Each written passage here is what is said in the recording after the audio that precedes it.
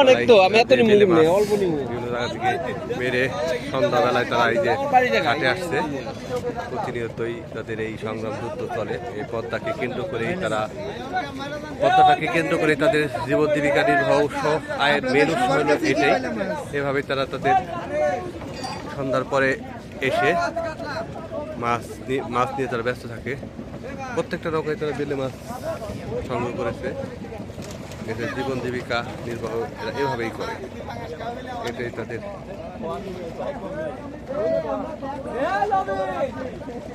পদ্মার পারে জীবন জীবিকা ভিন্ন এইভাবেই তাদের জীবন জীবিকা সংগ্রাম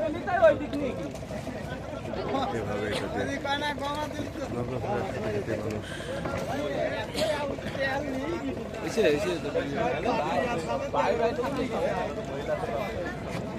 সারাদিন ধরে মাছ মারছেন? মানে কত টাকা বাদ করি, কত টাকা বিক্রি করতে পারবেন?